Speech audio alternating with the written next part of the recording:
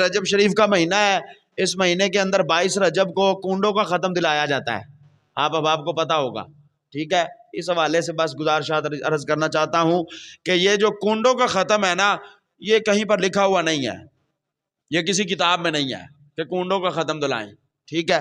اور یہ رسم جو ہے یہ غلط لوگوں نے ہمارے درمیان ڈال دی، اور وہ اس لیے کرتے ہیں کہ اس دن حضرت سیدنا امیر معاویہ پاک رضی اللہ تعالیٰ عنہ آپ کا وصال ہوا، اور وہ کہتے ہیں کہ اس دن حضرت امام جعفر صادق رضی اللہ تعالیٰ عنہ آپ کی ولادت ہے یا آپ کا وصال ہے۔ لیکن یہ یاد رکھیں کہ 22 رجب والے دن نہ ہی امام جعفر صادق کا وصال ہے، اور 22 رجب والے دن نہ ہی امام جعفر صادق رضی اللہ تعالیٰ عنہ آپ کا یوم ولادت ہے۔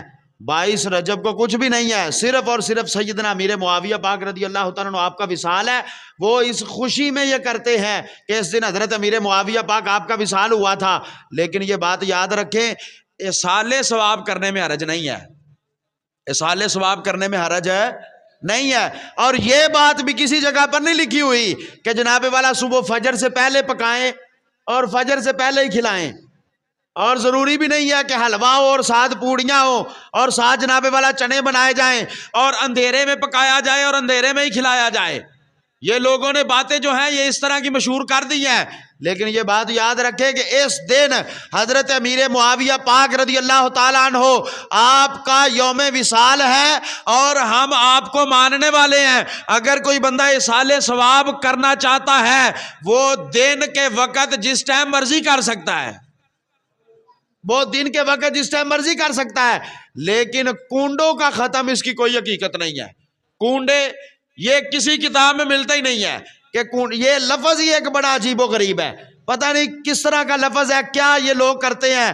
اور یہ بات بالکل حقیقت ہے کہ اس دن امام جعفر صادق کا کوئی بھی یوم نہیں ہے، نہ آپ کی ولادت ہے اور نہ ہی آپ کا وصال ہے۔